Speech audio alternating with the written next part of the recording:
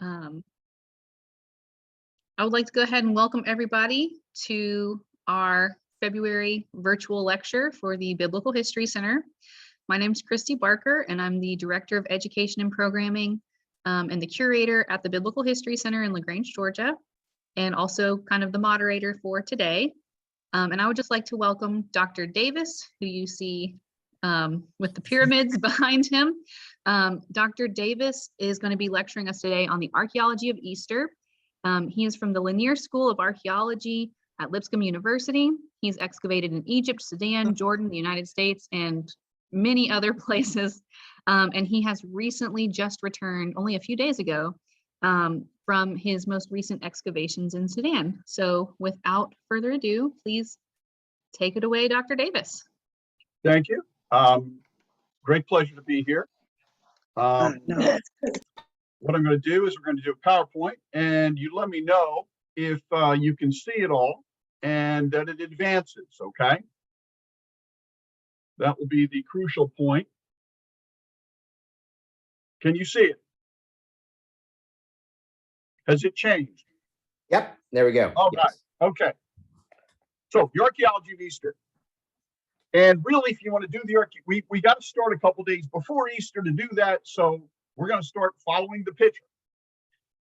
Mark 14:13. Where are they going to go Thursday night? And Jesus tells them rather strangely, follow the picture, the guy with the picture. So off they go into the upper room. Now, when you go to Israel, and I'm sure a few of you have been there, they will show you the upper room, and this is where they will take you. Emily could probably tell you right away there's something wrong with the Capitol if you're looking at a first century structure and the architecture. And yeah, unfortunately, although this is an upper room, it is a very late upper room. It is probably Mamluk, and it's in the right area, the upper city, but it's not the upper room. So, sorry. I have a scale of 1 to 10, and this don't make it. It's in the right area, but you know, it's not the upper room.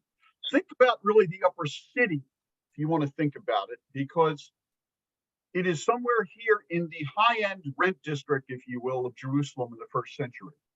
It is where the elite are, and that is where Caiaphas' house is, and that is where Jesus is going to send his people. So it is the upper room, the upper city excavated by Nachmanavigan after the 6-Day War, where he was able to expose some of the elite Jewish households of the first century before the destruction. And the Herodian quarter, and this is one of his the plan of what he excavated of the main houses. And an upper room would have been something in a house like this, where you'd have had a number of series. You would have mikvah down below. You'd have had a major reception space above. And so that's really where Jesus goes with his disciples. And what we're told in Matthew is that Jesus reclines. That is odd in some ways, because in a way, he's not dining in a Jewish style here. He is dining as free men in a Roman style. He's reclining at table. And in a way, this may be saying that, yes, this is the feast of Passover, but this is for everyone. That in the new kingdom, the new covenant is going to be for all, not just for Jews. Shared the dish. They're sitting around the table, probably in a triclinial setup, and they're dipping bread. So they're definitely reclined with each other, next to each other. Not sort of the typical Passover setting, but it is the way that Jesus chooses to do this. From there, they sing a hymn and they go out into the garden. Okay, now we can have a 10, because the Garden of Gethsemane is still out there. Now, they will take you to this wonderful grove of olive trees, and they are quite old. Did these go back to the time of Jesus? No. No tree would have survived for certainly the siege of 1099 or in 1189, that close. But these are probably offshoots of the trees of Jesus' day. The oldest olive tree we know goes back about 2,500 years, so it's possible, but highly unlikely.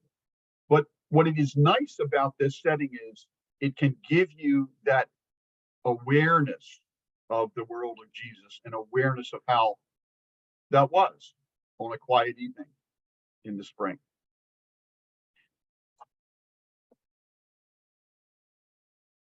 The question you have to ask, though, why is it necessary for Jesus to be betrayed? Why do they have to do this? Why do they have to go after him? It's 4 months' wages, by the way, that they give Judas. And it's not an insufficient amount of money. That's pretty good. But what's the catch here? Why do they need this to get Jesus? Well, recognize this is at night. And two things are going on here. One, the Garden of Gethsemane is not in Jerusalem. It is just outside of the city. Okay. So it is, in a way, it is outside the jurisdiction of the high priest. And therefore outside the jurisdiction of the temple police, the temple guard, who go to arrest him. This is Roman territory. This is not the high priest territory. So if he goes in the daytime, he's going to have a major incident on his hands if the Romans find out about this.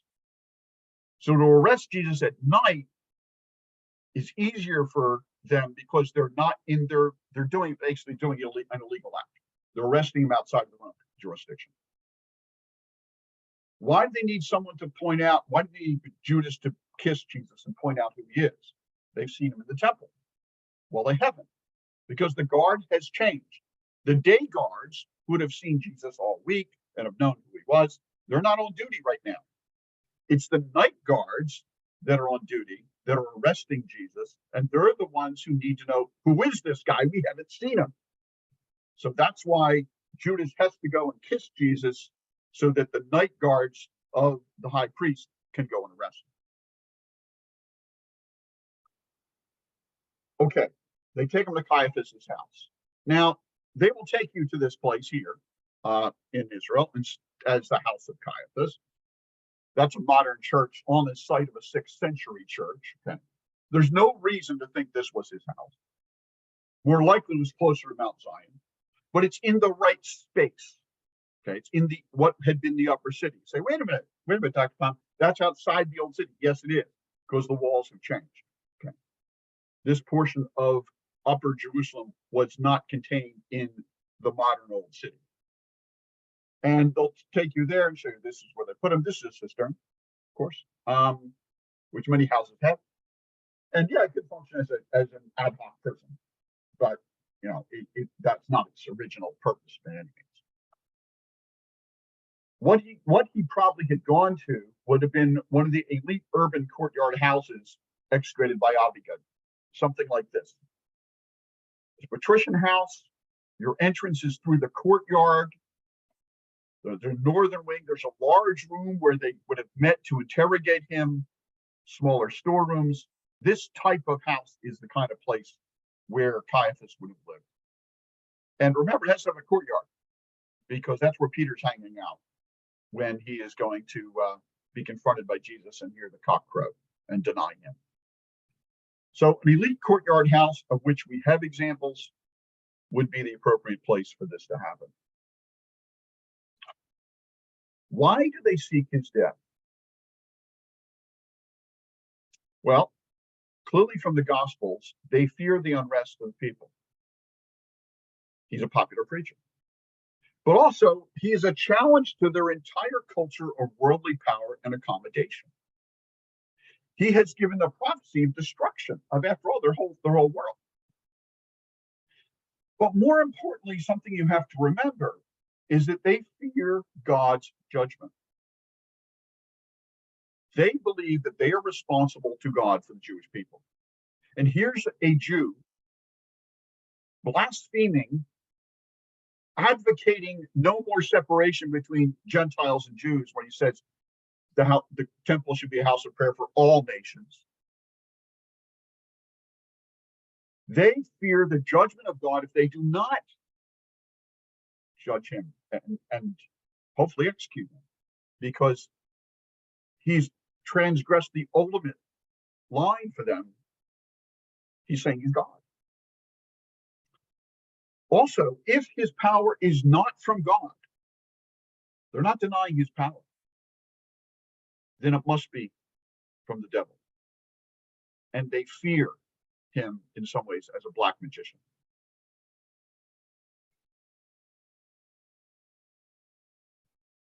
I've always wondered, why is Jesus silent until the final challenge of the high priest, named Nigeria, named living God? Are you the Christ?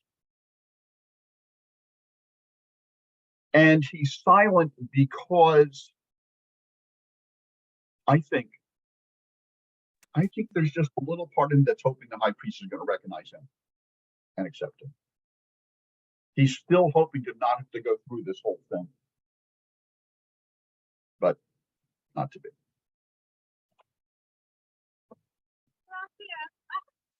We actually have the ossuary of Caiaphas, which is extraordinary to have this. Here is an ossuary, which is the Israel Antiquities Authority collection. And it contains the remains of a 60-year-old man who was identified. There's an inscription scratched on the side, and I reproduce it here: Yosef Bar Kapha, Joseph, son of Caiaphas. This is exactly what Josephus identifies him as, calling him Joseph, who was called Caiaphas of the high priesthood. This is a good candidate to be the remains, the burial box of Caiaphas. This is typical of the first century world around Jerusalem of the burials. Okay, so he's now going to be taken to trial for the Romans. And when you go to Jerusalem, you're on pilgrimage, you will often, many of you will follow something called the Via Dolorosa. And this is a picture of it going through the old city, the Way of Sorrows. Unfortunately, again, nope. The Via Dolorosa is a medieval creation. It was created in many ways to meet the demand of pilgrims. The pilgrims had this methodology of following Jesus' last hours in the churches of the West before the Crusades. And when they came to the Holy Land in a crusade or in a pilgrimage, they thought this is how you did it here. And so the locals actually had to create this for them in some ways, with a 14th century understanding, a 13th century layout of how the salvation journey worked. So this is based on Western European practices. This is not something that was original to the first century. What is original to the first century is this one. This is something which is called by archaeologists the Pilate Stone. Now, it's pretty large, 82 by 65 centimeters. It had been reused in the 4th century as part of a set of stairs leading up to the seating of a theater in Caesarea, and was discovered in situ as part of that reconstruction, okay? But it goes back to the 1st century. And it mentions this guy, Pontius Pilate. Pilate is the governor. He is probably an equestrian family, because that's what's the nature of this kind of position, which makes him vulnerable because he's not a senator. He was a military man. Pilatus means javelin armed. Okay, so it's probably like maybe it's a reference to the fact he's probably in the military. He's the prefect, and the title comes from the stone, which I just showed you. I'll go back to that in a moment. But the crucial point is he's appointed prefect between 26 and 36 AD,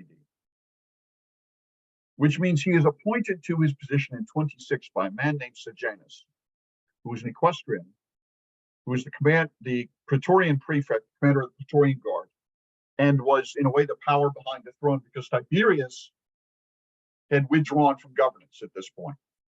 Tiberius is Caesar. He's Augustus's stepson and adopted heir, and he's ruler from 14 to 37. But his son Drusus had died in 23 AD, possibly poisoned. And Tiberius withdrew to Capri because he was totally sick of Rome and sick of the whole thing. And Sejanus had therefore taken most of the power. So he would have been the one who would have appointed Pilate.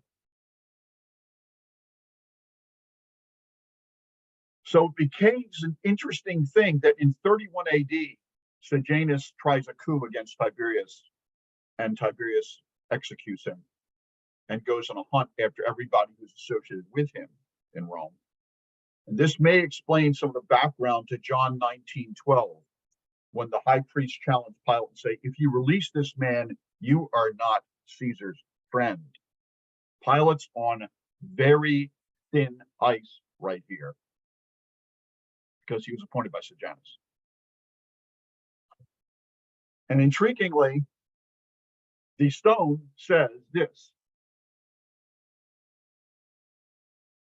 Tiberium Pontius Pilatus Iactus Judae fecit dedicant, which probably is to the divine Augustine, this Tiberium, which is a temple to Tiberius, okay, Pontius Pilatus, prefect of Judea. And that gives us his title, not procurator as Tacitus calls him, but prefect, which means he's an equestrian. And he is probably, this is, Geza Alfoldig says, I think correctly, this is probably a seaman's Tiberium, a chapel for sailors in Caesarea that is dedicated to Tiberius as God. Okay. Why would Pilate do something like that? There's only one or two of these known in the entire empire, because he needs to make sure Tiberius sees that, shows that he's loyal. I think this is an indication this Tiberium was probably created after Sejanus fell. So it shows Pilate's, again, really trying to keep in good with the emperor. Matthew tells us that they took Jesus into the praetorium. Okay. That is probably here. Nothing of it really remains. It is the palace of Herod, which was on the west side of Jerusalem, and would have been the elegant reception hall space and all this where the governor would have been. He would have taken over Herod's palace, in other words, when the Romans began to rule. Why not the Antonia fortress, where many people say that he would?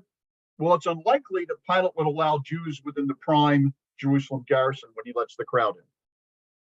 Josephus will tell us later that a cohort is actually based there. Know that the guys who go down and arrest Paul when he's in the temple in the late 50s.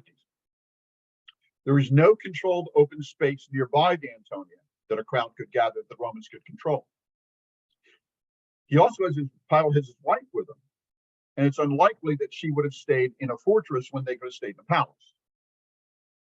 On the positive side for the palace, remember that Pilate's not just the prefect.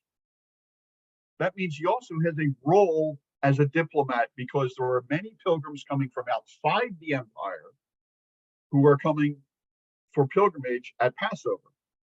So Pilate will need to be there because of his diplomatic role. He will need to have space for reception.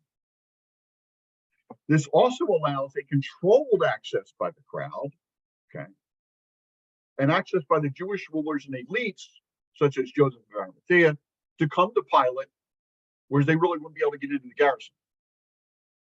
So I think you put all these together, and it looks like he would probably have been in the palace and not in the Antonia fortress. Also, it's quicker route to Golgotha than the Antonia. The Antonia today is under the modern street line, but you can see an element of it, of what replaced it, which was the Ecce Homo arch here on the right.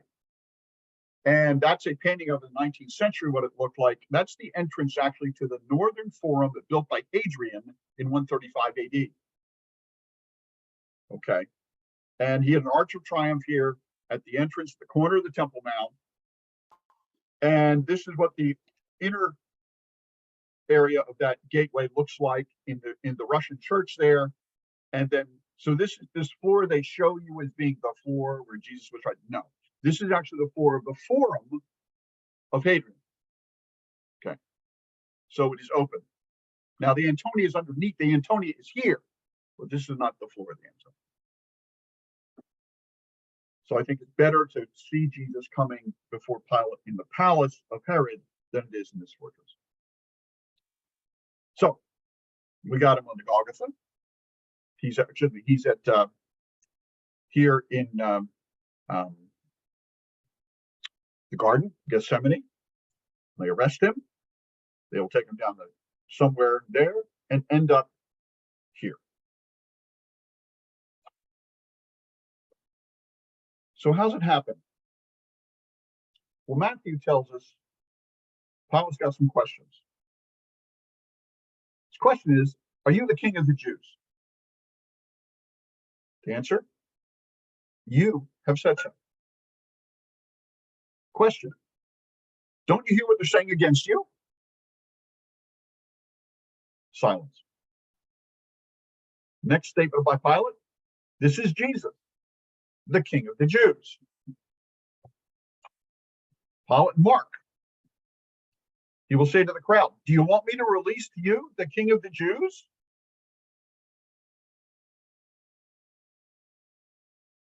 The crimes of Jesus are delineated in Luke 23. He's misleading our nation, seducing Jews from their first loyalty to Rome. Yeah, right. But there we go. That's the challenge. He's forbidding tribute to Caesar. Of course, it's false. He says, hey, render to Caesar what belongs to Caesar and give to God what belongs to God. Saying he's the Christ, which is claiming royal status as king, a false claim to messiahship from their perspective. Okay. So Pilate says to them, you brought me this man as one who was inciting the people to rebellion. I have examined him in your presence and have found no basis for your charges against him. Neither is Herod, for he sent him back to us. As you can see, he has done nothing to deserve death. Finally, in John, Pilate gets very forthright. You are king then, said Pilate. Jesus answered, you say that I'm a king. In fact, the reason I was born and came into the world is to testify to the truth. Everyone on the side of truth listens to me, which will lead to Pilate's famous question, what is the truth? What's going on? Let me suggest to you an idea that's in the back of Pilate's mind, I think. Only if Pilate sees Jesus as a possible client king can he have done nothing deserving of death. Do you want me to release the king of the Jews? Pilate says. What he's doing is he's testing the strength of Jesus' popularity. I think Pilate sees Jesus as a possible counter to the high priest. And messiahship, that doesn't mean anything to Pilate. That's an acceptable basis for a client king. Okay, that's his kingship. Fine, this will work. And Herod's okay. That may mean that Jesus can rule in Judea, but not in Galilee, because Pilate controls Judea, not Galilee. So if Pilate is saying, look, I have a possible client king here. He's seen the popularity of Jesus from Palm Sunday. He's seen the crowds, and he says, we could use this guy. He's really done nothing. This is the worst nightmare for the high priest. Okay. Which is why I think they remind Pilate, oh, dude, we're going to go to Tiberias if you don't play this right. And Jesus refuses to accept that possibility when he simply says, you say that I am. And he says, my kingdom is not of this world. So Pilate's plan to use Jesus to be a client king under his control, to be a buffer between the Jews and the Romans, a peace-loving guy who's son of David and all this stuff, will all work, falls apart.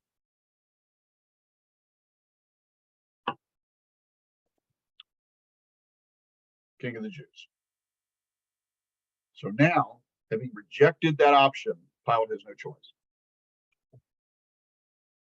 Interestingly, only foreigners use this title for Jesus. The only other people who use the title King of the Jews for Jesus are the wise men. The entire biblical record. What he's being charged with, technically, is mighty styles, usurping the role of the emperor. Okay, by claiming to be the king. In the trial, the formal trial, there will have been an interpreter present. After all, there's 3 languages on the sign. Okay. Probably Pilate's questions may even have been in Latin, then translated into Greek or translated into Aramaic. And so this would have been a going back and forth in the formal space. Now, when Pilate takes Jesus aside in John and says, "What is truth?" has a little engagement with him, he's probably just one-on-one. But in the formal space, there would have been an interpreter. Okay. One charge that is not mentioned, but I think underlies much of what will happen in the trial and the quickness of the trial, is Jesus' possibility of being a witch. If he was charged as a sorcerer, this would explain the haste and the death sentence. Because normally this would not have been that fast. Okay? A conviction on treason would have been followed by torture to try and find out, does he know who were his aides, how many other people are involved, and all of this kind of thing. And Tiberius would have wanted to make sure there was a thorough investigation. So Pilate is going to use Jesus' own words about followers not of this world to build that charge. This is not the normal pattern. I repeat that. This is not the normal pattern. It would have been a much longer, drawn-out time of reflection by Pilate and investigation. He'd want to get all the disciples, arrest them all, the whole bit. Okay? It only makes sense. It only makes sense if they're charging Jesus with being a sorcerer. If he's just a rebel, then there'll be a thorough investigation of him before they'd kill him. But it happens in one day. So I think that they want to kill him before sunset, not just for the Jews. They want to kill him before his power will become greater. And I think that's why he is executed right away, the same day he's judged. That's not normal Roman practice. Okay, he's crucified. What you do when you're crucified is you will carry your own cross piece. You won't carry the big cross we see, in processions. You will carry the piece that links the cross piece. And when he was nailed, and what will actually kill you is exposure and suffocation, because your muscles will seize up, you'll get paralyzed, you'll be unable to breathe, and you'll die. And Jesus dies in 6 hours, 3rd hour to the 9th hour. And they're surprised. They're surprised he's dead. Okay. And then remember, they're told to break the legs of the guys so that they will be dead before the Sabbath. That'll keep you from raising yourself up, so you'll die in like a minute or two. And so they go around, and he doesn't need to get his legs broken, so they jab him with a spear to make sure, and he's dead. And again, they're surprised.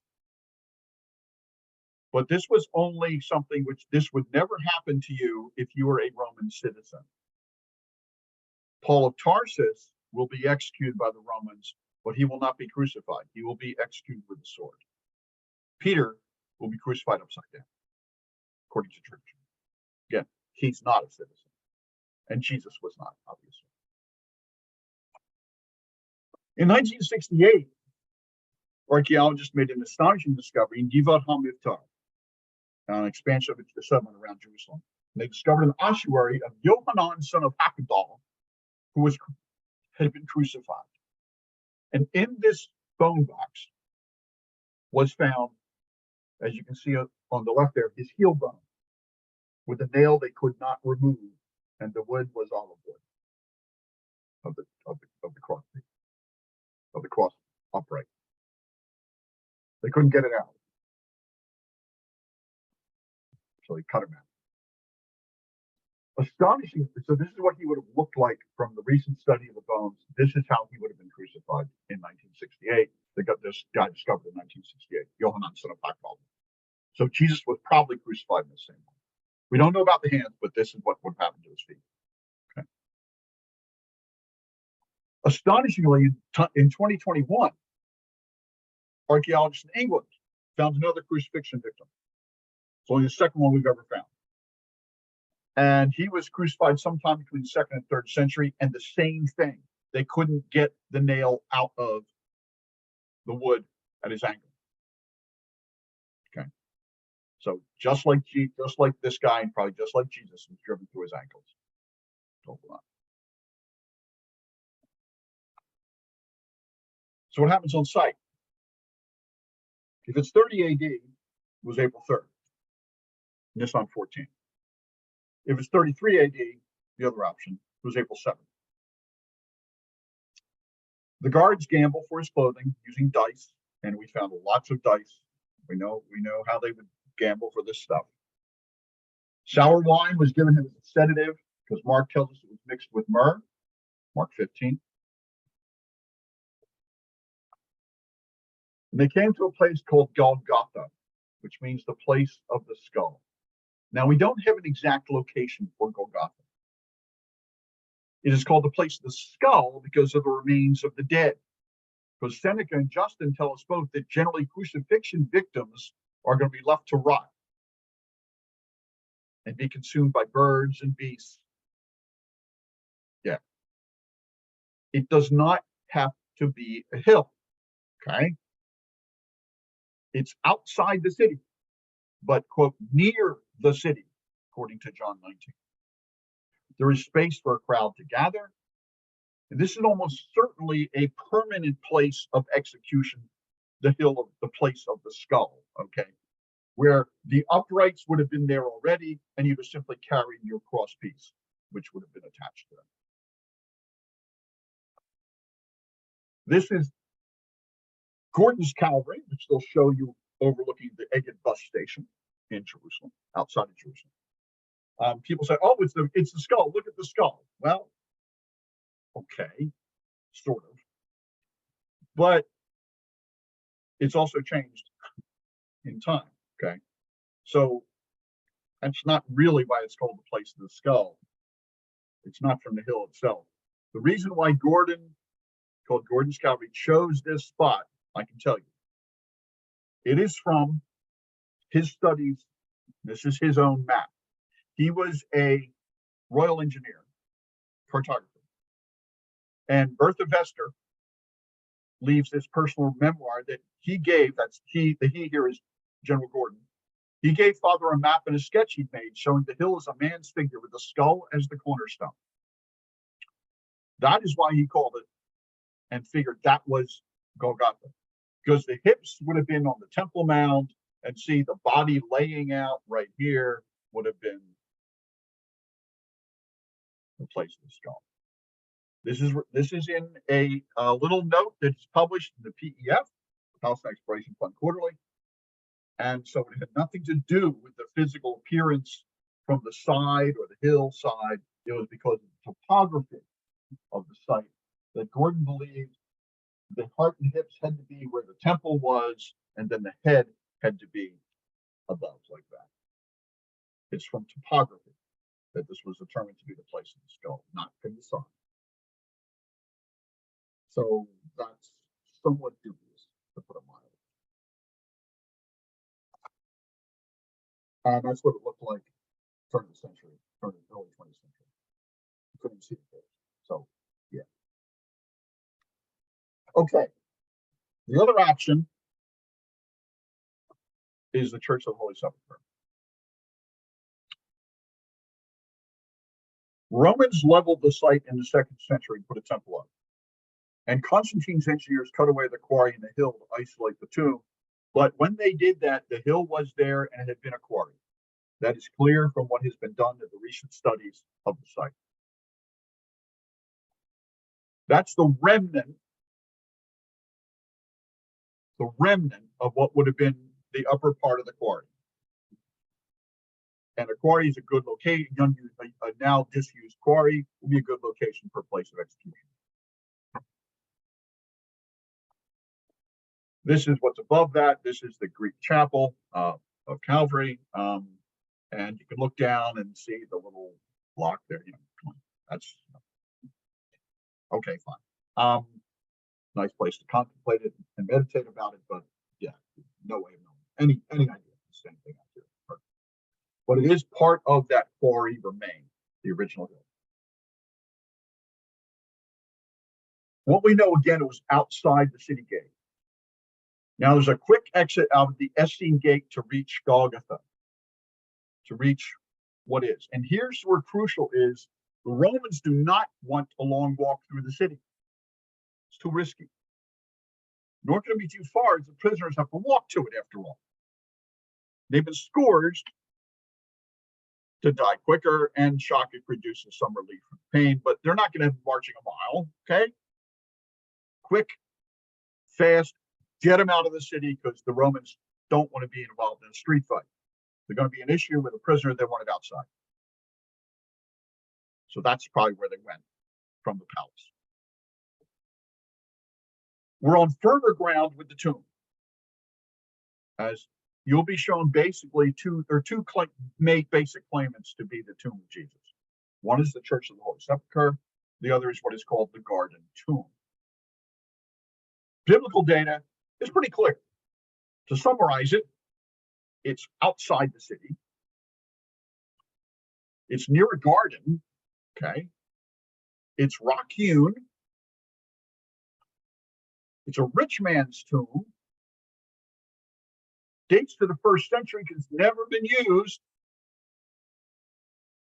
And it's empty. That's the data we have from the Bible. So let's look at our candidates here. Garden Tomb, the pros. It's outside the city. It's rock hewn. Now the cons. Unfortunately, dates to the Iron Age. It's in the middle of an 8th century Iron Age cemetery that extends to outside the space around the Garden Tomb. That part of the cemetery, tombs pop up underneath they Colby Bleak, and also along that whole street. And it's reused in the Byzantine period. When it was first examined, there was a burial there, and you'd think Byzantine Bob's going to put his mom in Jesus' tomb? I don't think so. So this is a real problem for this to be the tomb of Jesus. Is it a great place to meditate? Yes. A great place to worship? Yes. Is it the tomb of Jesus? No, it is not. It's a very late tradition. It goes back to Richard Schick, or to Conrad Schick in the 19th century, late 19th century, a German Protestant who bought this tomb area because he wanted an alternative to meditation and worship for his Lutheran pilgrims rather than going into the Holy Sepulchre. Okay. So the sepulchre. Pros. Outside, say, wait a minute. No, it's not. It is, however, outside the city of the 1st century, before 41. The second wall runs inside, and the sepulchre is outside of it. The third wall is not built till the time of Agrippa, 41. So it's outside the city. It is rock hewn. And you say, how can you say this? Well, I'll show you why I say it dates to the 1st century. Because it's located next to other very clearly 1st century era tombs. Which tells you right there, this has to be outside the city or they wouldn't have functioned. Roman temples built right on top of it. Common practice to destroy sacred sites. Or where, the Romans know if the church was keeping this at the front of their space. It's an early tradition, goes back to the 4th century. The Byzantine church there insisted it was this site, and Constantine engineer said, wait a minute, this is inside the city. He said, we know, but this is where it was. And we have the St. Farthin's Pilgrim's inscription from before the time of Constantine that shows the Christians, before this had been converted into a church, venerated it as the site. And here's the remains now. After the most recent work here in 2019 and 2020, they discovered that despite the destruction of it later on, that there was a little lip was left of the base of the marble, or excuse me, of the rock-hewn tomb, covered by a slab of marble. So the base of the tomb chamber still survives.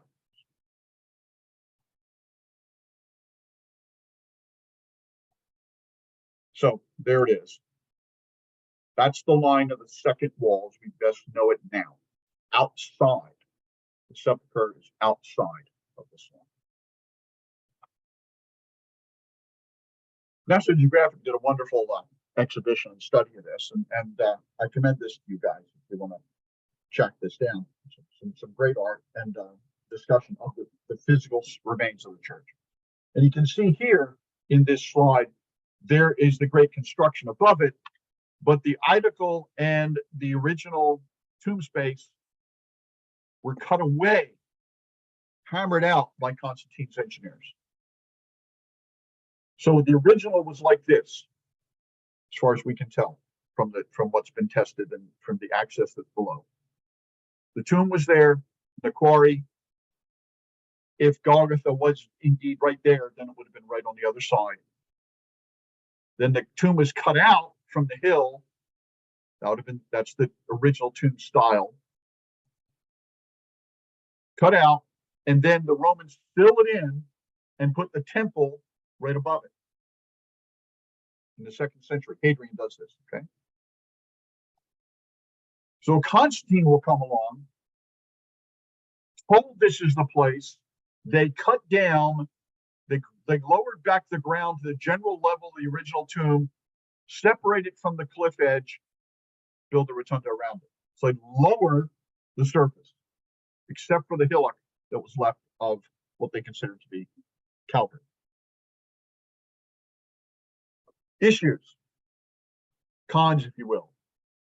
The location of the second wall of Josephus is crucial here, but the work around the Church of the Redeemer and the Moristan has shown that now it's pretty clear this is outside the city. There's no garden. There is, however, an abandoned quarry, which would have become a place of growth. Not a planned garden, but a garden. The original aedicle, the original tomb was destroyed down to the foundational level of that base, as I said, by Mad Hakim. Mad Hakim was a caliph of the Fatimids in the early 11th century who believed he was God. And he decided to get rid of Christianity. So he controlled Jerusalem, he targeted the sepulchre. About 30 years later, the Byzantine Emperor Constantine VII will repay to have a rebuild of it, a small rebuild. But this is ultimately one of the issues which will drive the crusade. Yeah, and by the way, don't believe when people tell you that the crusade was entirely started by the West. It was not. Fundamentally, for many Protestants, it's just too liturgical there. So my answer to that is great. Go to the Garden Tomb if you want to worship, enjoy it there, meditate there. But if you want to find the tomb of Jesus, you got to go to the sepulchre. And literally 99% of the archaeological community agrees with me on this one. There's not really a doubt. This is the tomb that is next to the tomb of Jesus in the sepulchre. This is behind the aedicle, behind the rotunda. And Constantine's, you can see the walls cutting through the edges actually expose this tomb. And this is a classic Second Temple era tomb. This, if you want to meditate, by the way, sepulchre, this is a good place to do it. And here is the inside. This is a classic 1st century world. This is called the tomb of Joseph of Arimathea. I've often wondered, could even this one actually be the tomb of Jesus? Okay, but it's clearly a first century burial space.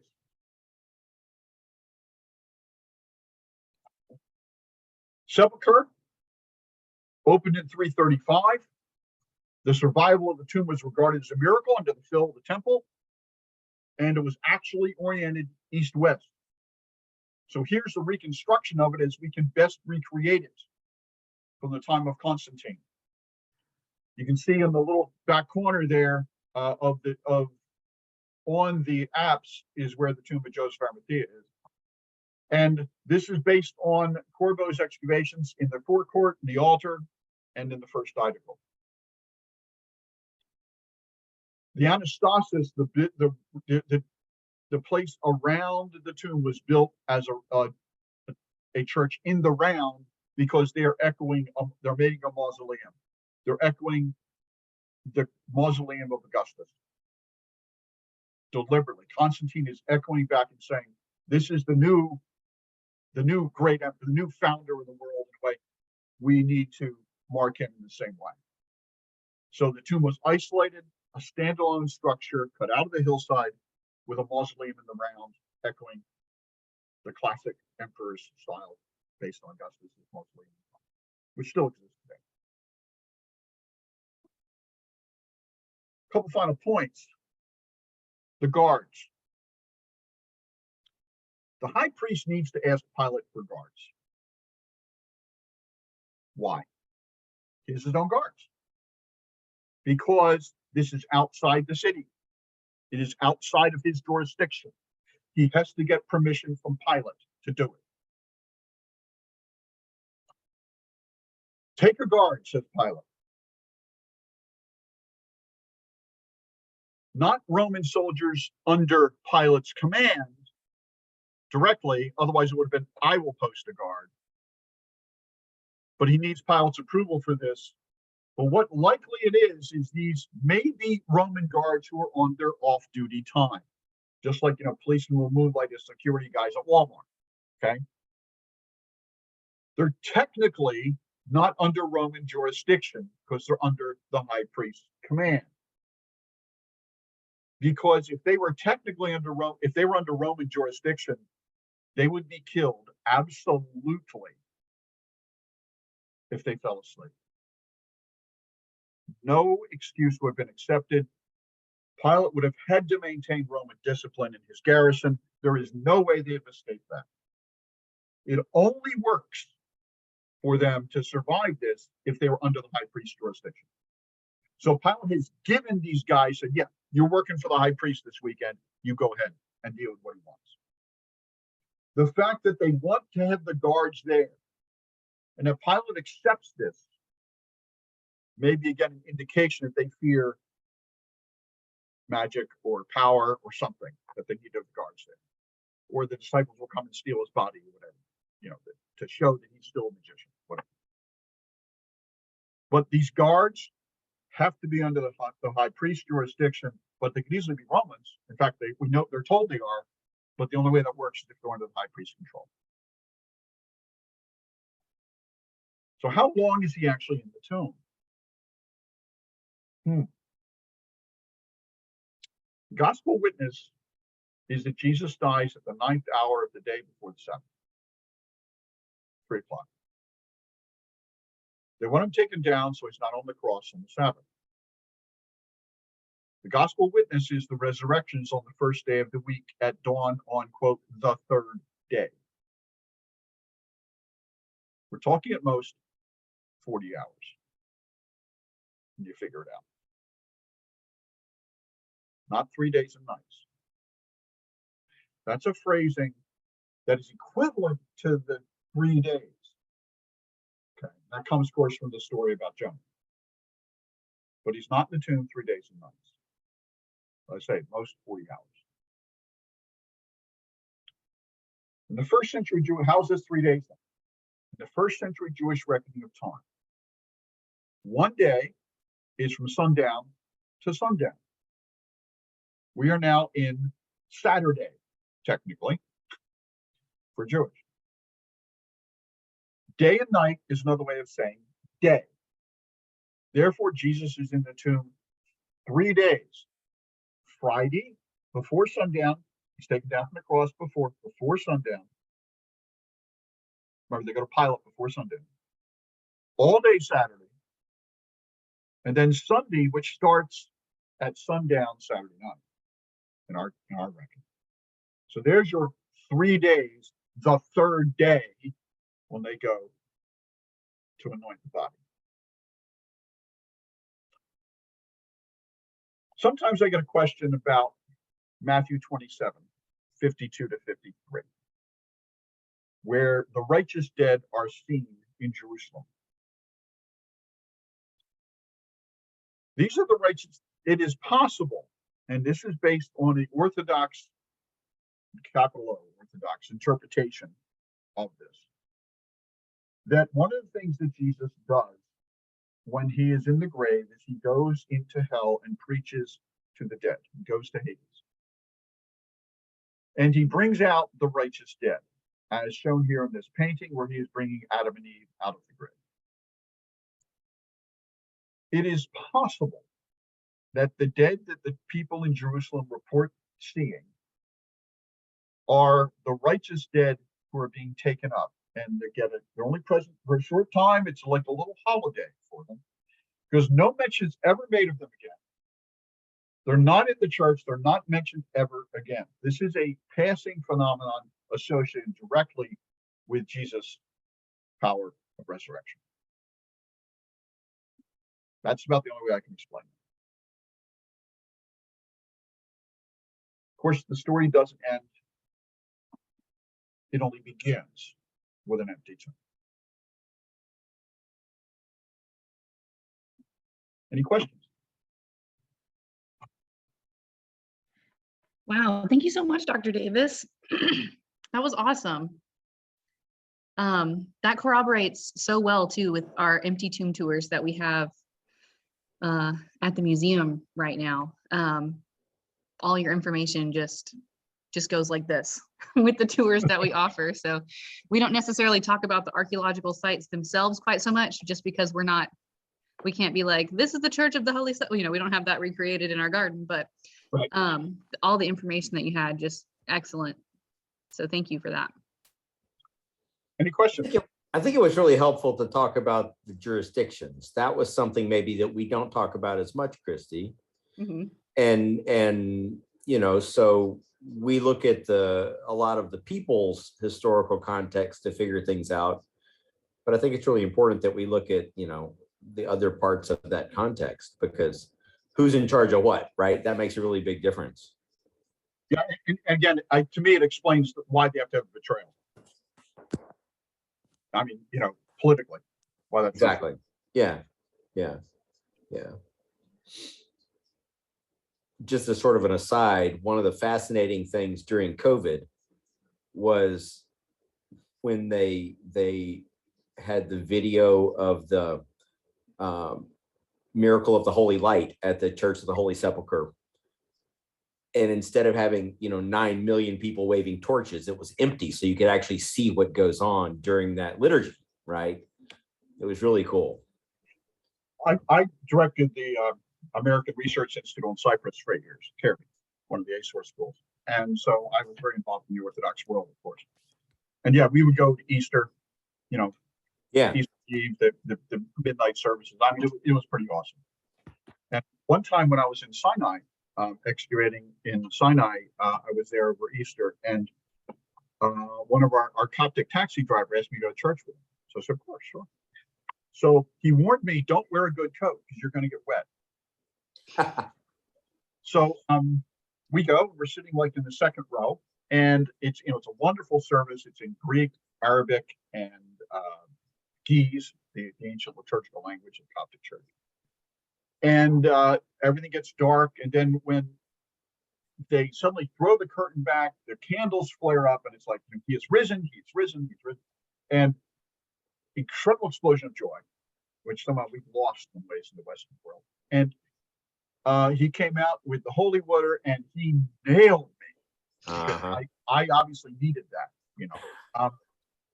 but it was a wonderful, wonderful, joyful event. And then we went back and dinner with his family and that kind of stuff. Great fun. But we forget how still, in many ways, the church still is present and vibrant in some ways near our world. Mhm. And it's one of the things we need to remember as Christians in this space. Mhm. There was a picture on one of your early slides Yeah. about in the upper room, Yes. the mosaic of the Last Supper. Was that a period mosaic, or was Oh, that? that's actually from Ravenna. That's Okay. a 6th century AD. So That would be Scott- lovely in our replica wall. Well, Scott, Carlos actually has a replica of it in his office. Okay, good. Mhm. Yeah, and it's when you read the text carefully, and again, particularly in the Greek, it's quite clear. He's reclining. Right, Mhm. right. And that's a big piece of what we do at the center is we do that as part Yeah. of our meal. Excellent. Mhm. Well, I call it a tricedium instead of a triclinium because a lot of our guests I like to call them well seasoned. And so Yeah. if they were to lay down to eat, I get it. getting up, but we have a replica of the tricliniums found in Herculaneum in Pompeii in the middle of the room. And then we have the tricedium set up to where people can actually use it. And of course, this is fun too, because now you suddenly understand what Paul's upset about in Corinthians, that the elite are coming into the triclinium and everybody else is still outside the atrium, and it's got this division because there's not much room, Mhm. for the Last Supper. So Yeah. Well, I think it's too, like, we see it a little bit of it show up in the Passover Haggadah, though, too. The question is, why is it on this night do we recline on a pillow? Because we were once slaves and now we are free people, and Mhm. only free people could eat reclined at a triclinium. free men recline. That's correct. Yeah. And that's of course that's a Second Temple take on it. Mhm. Yeah. They weren't doing that back when David was king or anything like that. This is a 1st century Yeah. practice, that's for sure. Yep. Yeah.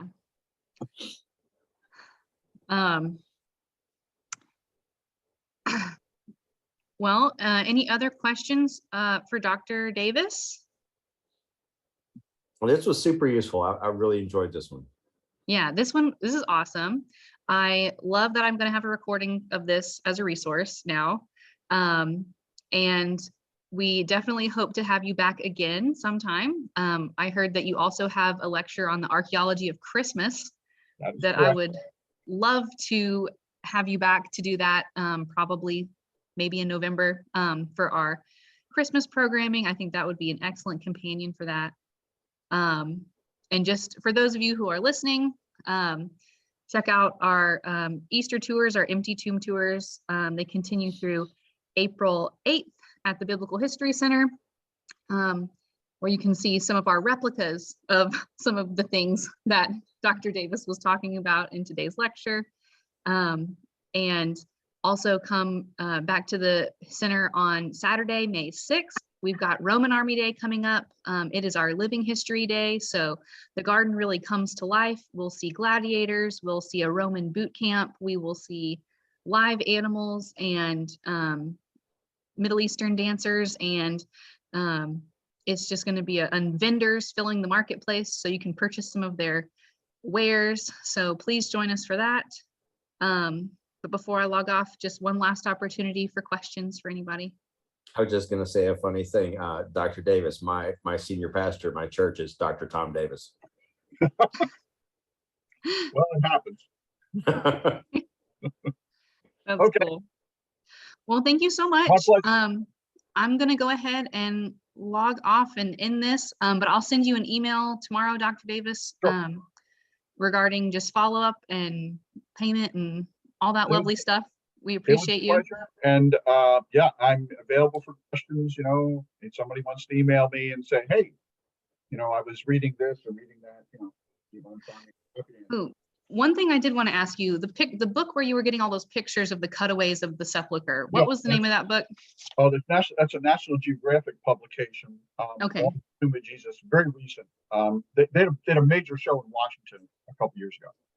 And because they did a lot of engagement when there was the most recent work of stabilizing the sepulcher of the Idacal in 2019 and 18. And it's based Yeah. on. So yeah, Yeah. It's excellent graphics. It's very Yeah, that's one of the reasons why I want it, because I heard that they were doing excavations there. I heard about some of the stuff that they found, but I really want to like see it. So I think Yeah, that'd be really yeah. cool. It'd be right about the time you were at National Geographic. Me, Yeah. that was back in 2017.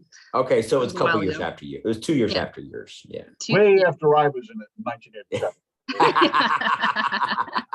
I actually found that issue going through all of our reading material, and I had to show Christy when I found that issue. I'm like, oh my gosh, there's Dr. Davis in 1987.